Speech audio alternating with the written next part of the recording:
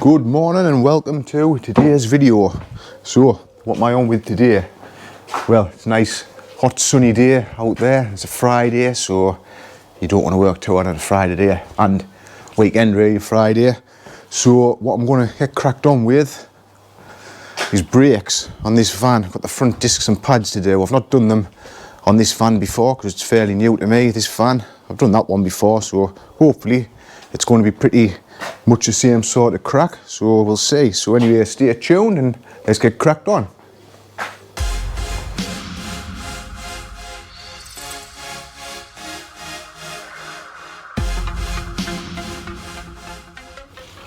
Right, so I've just done the passenger side off camera while I figure out how to do it, what sockets and things are needed. So I will tell you what is needed, but the pads were definitely due a change. They're thin there and there's a hell of a lip on the discs, so definitely ready for a change. Now the brakes that I do like to use are like Peugeot. These here, apparently they're a really good make, like OEM type of make. Now a little story here. I do have an account with a well-known car parts supplier. I don't really want to mention them, but while I remember, our Jack is away on holiday in Greece and he spent a lot of euros on things, alcohol and drink and things. He comes back tomorrow. Anyway, like I said, I don't want to mention the place I had the account with because we priced these up. I can't remember exactly how much they were, about 100 quid more than what I paid for them, even having an account. I priced them up on their website and I think they were 40 quid cheaper perhaps if I didn't go through my account. Now I found this with them and I'm not going to be using them anymore. They charge me more on my account than if I just walk in off the street. Now I spoke to a lady on the phone and she said the reason is because I don't spend a lot with them. So I don't spend much with them, so they charge me more than if somebody who's never been before walks in off the street. Anyway, I'm not going to be using them. So I went to another place, the same place that I got my Jack from. And I got these for about, I think it was about 100, I can't remember. Was it 100 quid? I can't remember, 100 quid for, I don't know. I saved a bit of money on them and got delivered. Perfect, so that's what I'll be using from now on. Anyway, what I'm going to do now, I'll get cracked on with this side so you can watch us do it and I'll explain what I'm doing as I go along.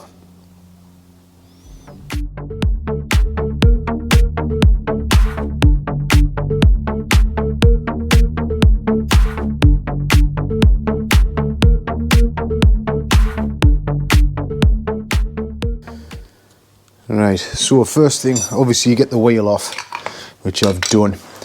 Now, what I found with these having a lip on, a little bit hard getting the caliper off, so I just leave it in here with a screwdriver. I won't be doing this if you're just changing pads in case it damages anything, but I'm changing the disc. I'm just pulling that, leaving it like that. That's just going to open the caliper up a little bit just to make it a little bit easier to get the caliper off. So next step, at the back here, you've got your caliper guide bolts or pins, whatever they're called. There's two here and they've got a little plastic cap on there. So you get those out, you might need a screwdriver, I've just pulled that out. So there's one at the top, one at the bottom. So we get those out like that. And then what you want is an 11mm Allen key, or one of these better still, which goes on a wrench. And then we'll take those bolts out. Right, so the 11mm hex Allen key, slacken them off a little bit like that. Well, 11mm is a funny size. I had to nip out this morning and get one because most sets miss the 11 out, but I managed to get one, so make sure you have one before you get started.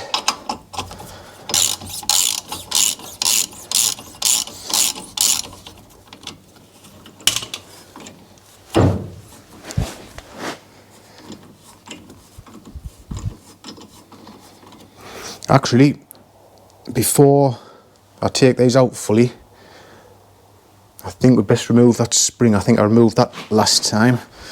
Now the way I did that, I'll stand this camera up. I watched somebody do this with these.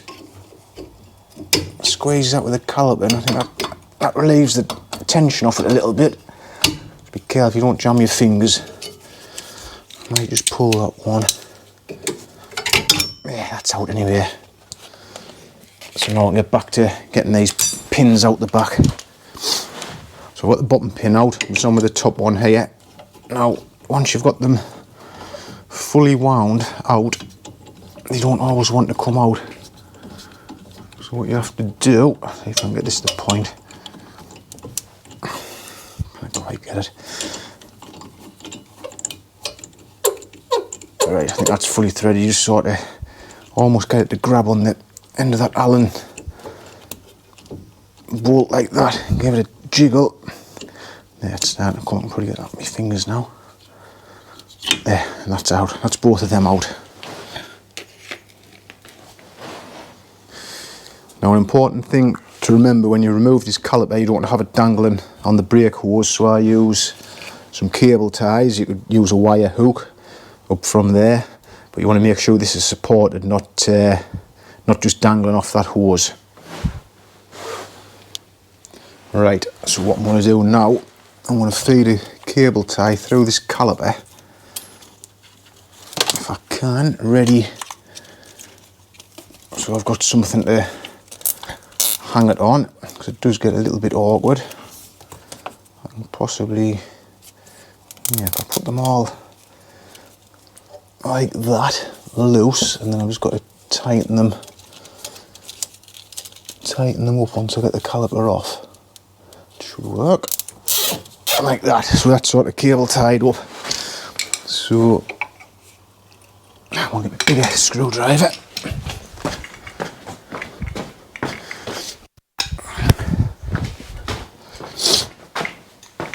Right, that should now leave her off with a bit of luck. Just feel a bit tight. I don't know whether it's these pads catching on the lip. I'll just give that another pull to open the caliper up a little bit. Be careful, because obviously the bolts aren't in. The other one was a bit like this. It was a little bit awkward to get off. Must be them catching on that lip.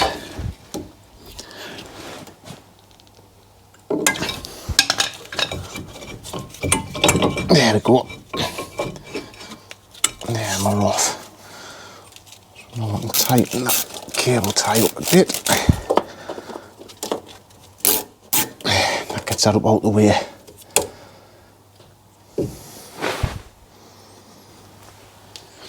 So what I'll do now, I think I'll get these pads out of the caliper. That one clips in like that, and those clips, that's that one out. This side isn't actually quite so bad. Now the other side, this one was quite hard to get out. I had to give it a bit of a tap with a hammer. There you are. Stuck quite solid, that. It's coming.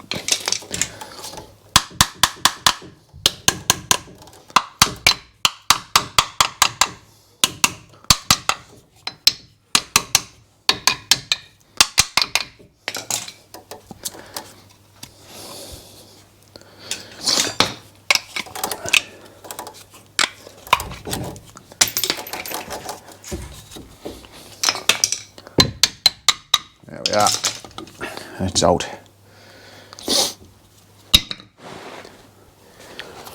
Now I do have a brake rewind tool, but I find just a normal clamp like this is better on the front, because the rewind tool, when it turns, it tends to, well, it just doesn't work, because these don't turn as they go in, these pistons. So what I'm going to do is I use the old brake pad, just pop that on there, use my G-clamp, making sure I don't crush anything like that. So let's keep it off of there to the side, and just gently wind that in, and you can see it's pushing that piston back.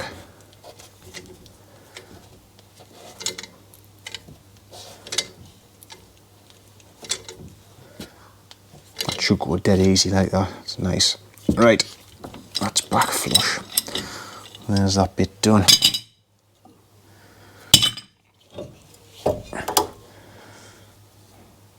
Right, what we need to do now is this caliper carrier at the back.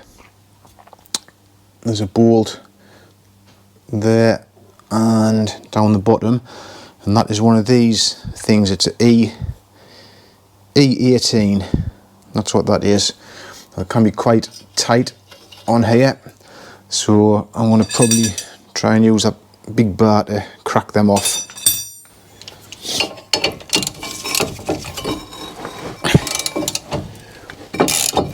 These are quite tight, these. I think they had Loctite on from the factory. Oh, I should maybe not have took that top one. Shouldn't have took that one out all the way. Bring that in a bit until that bottom's freed off a little bit. A bit more. It's almost out.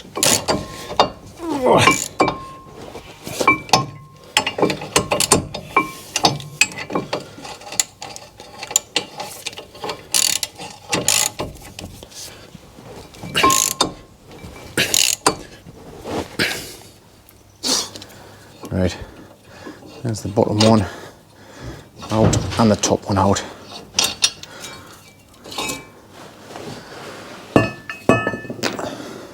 So now with that caliper carrier bracket off, ready to take the disc off, there's two screws, one there and one there, and there are Torx 30 takes 30.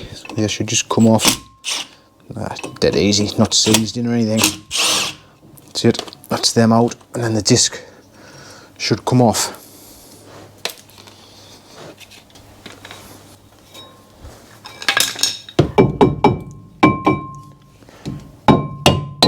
There we go.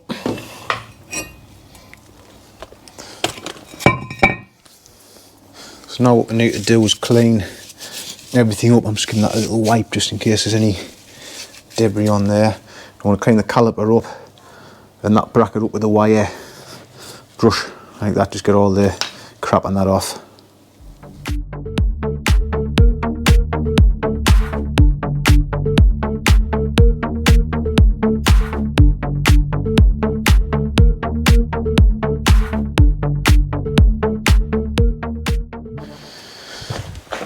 Whew, right, that's red hot. So, clean everything up with a wire brush. Here's a new disc. Now I don't know whether you're meant to do this, but I've always done it. I've just quick clean up with brake cleaner just in case there's any oils or greases or things like that. There doesn't really seem to be much coming off, but I've always done that just to force a habit, I suppose. Right, that's that cleaned up. Just got to get this on, line the holes up for these little Torx bolts to go in. Have I got my socket to get them on? Right there. Right.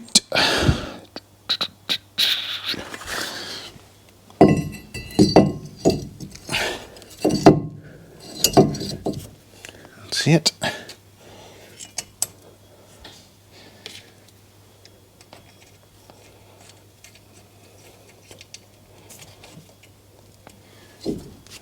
One in.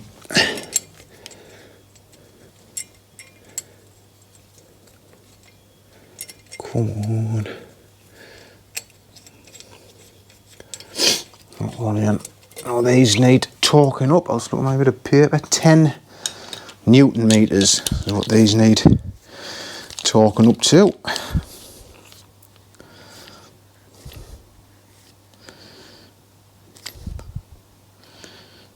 See the thing, and then can't even see. Put that in the light. 9, 10.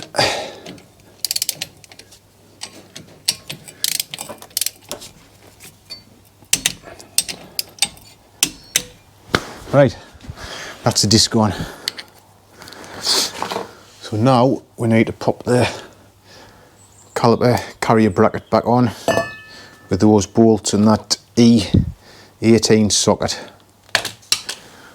That's that bracket on, and these two bolts now need torquing up to 190 Newton meters. is a little bit awkward to get in with this. It hits the bumper sort of thing, but I'm sure I'll manage somehow. Right, that caliper bracket's back on and torqued up to 190 Newton meters. I'm now going to clean these pins. Hope you can see there's like little bits of black and stuff, just a little bit of fine sandpaper. Just clean them up a little bit. Get rid of any of the little bits of black crud and bits and bobs. Right, so they're all cleaned up nicely. I want to start fitting the pads back into the caliper now. I wonder if I can leave that. I might be able to leave that cable tie on. So we've got that pad there to go in there. To what I like to do. I don't know if this is right or wrong. Just a little bit of copper slip just on them, just to help them go in. Because sometimes they can be a little bit awkward. Oh, tell you what I need to do before I forget. Of course, a little bit of copper slip on these points where they want to be rubbing. A little bit like that. Taking care not to get any on the air, you know, like the pad bit itself. Right. That's me. What I got there. So that now should go in there like that. That's right. Other pad, again, a little bit of copper slip just on the bits where it slides.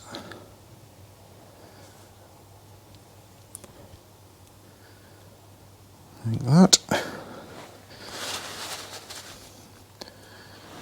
think we can pop that one in there. That's it. Right, I have to cut these cable ties. Get ready to catch this. Probably better with snips really, but right.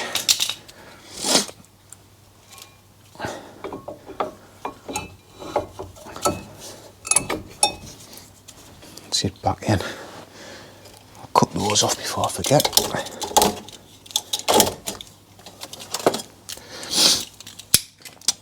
Right, no pins to go in now. I'll put a bit of copper grease on there. I'm not sure. Actually, before I go any further, I'll tell you what I forgot to do, what I like to do. I can get that off.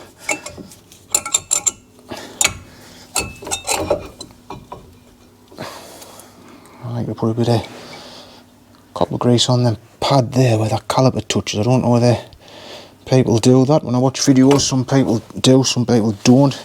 Is it right? Is it not? I don't know.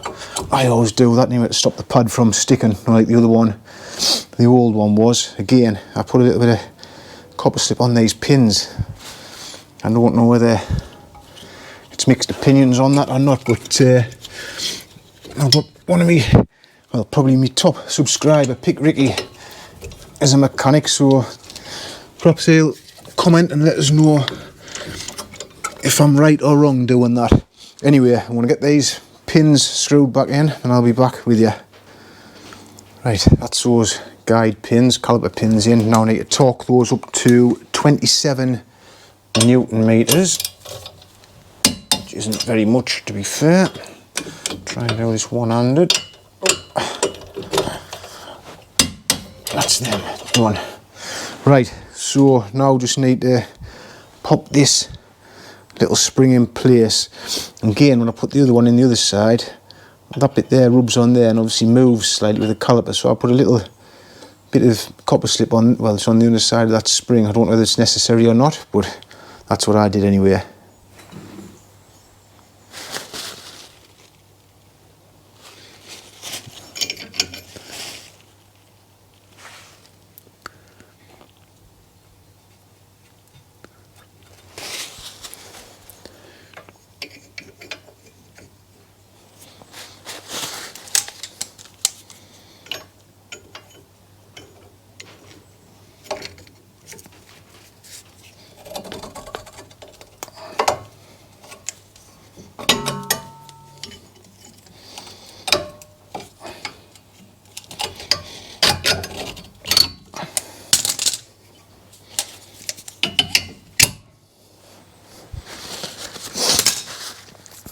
when you put that spring in, make sure that clips back. It clips into like a little notch. So you can see it there. There's like a little notch just there. So the spring sits in. You've got to make sure it's in that.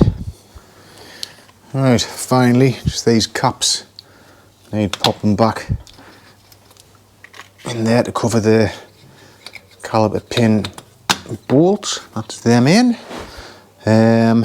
Now just wheel on. So we'll get the wheel on, and that needs torquing up to 110 Newton meters, and that'll be it. Jobbed. So anyway, as always, thanks very much for watching. Don't forget to like and subscribe, and we'll see you on the next one.